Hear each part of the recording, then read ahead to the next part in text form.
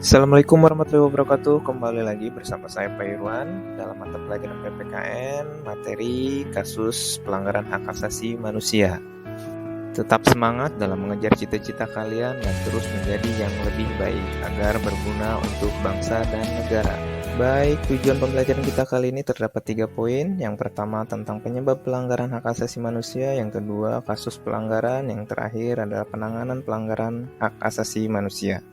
Nah, sekarang hak asasi manusia adalah hak dan kebebasan fundamental bagi semua orang tanpa memandang kebangsaan, jenis kelamin, asal kebangsaan, atau etnis. Sedangkan pelanggaran HAM yaitu dapat diartikan sebagai perilaku merendahkan harkat martabat manusia disengaja maupun secara tidak sengaja.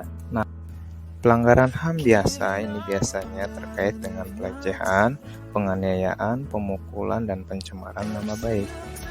Pelanggaran hak asasi manusia luar biasa ini biasanya bersifat serius dan memiliki dampak yang luar biasa sehingga diakui oleh dunia internasional.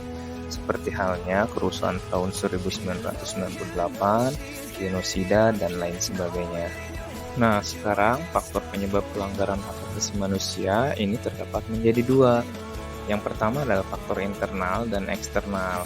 Yang internal yaitu dorongan dari dalam diri manusia untuk melakukan pelanggaran hak asasi manusia. Yang termasuk ke dalam faktor internal yaitu adalah sikap egois, yang kedua adalah sikap tidak toleran, yang terakhir adalah rendahnya kesadaran akan HAM.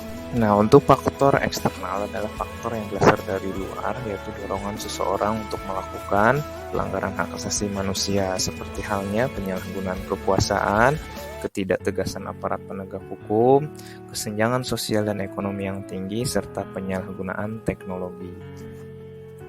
Kasus pelanggaran hak asasi manusia di Indonesia yang pertama adalah terkait dengan kasus Trisakti tahun 1998, yang dimana dilatar belakangi oleh adanya krisis ekonomi dan akhirnya dilakukan demonstrasi oleh mahasiswa.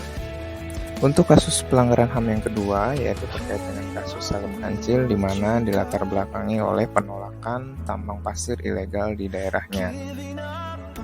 Kasus pelanggaran berikutnya yaitu terkait dengan kasus penculikan aktivis yang terjadi pada tahun 1998. Yang berikutnya adalah kasus yang terjadi pada tahun 1993, yaitu kasus yang dikenal dengan kasus Marsinah. Dan berikut adalah kasus pelanggaran yang terkait dengan perundungan yang dilakukan oleh siswa SD di Tasikmalaya, dan ini terjadi pada tahun 2022. Yang terakhir adalah kasus terkait perundungan atau bullying yang terjadi pada siswa berkebutuhan khusus. Demikian penjelasan terkait materi pelanggaran hak asasi manusia. Kalian bisa mencari dari berbagai sumber sekunder lainnya. Semoga bermanfaat. Terus termotivasi untuk menjadi yang lebih baik lagi.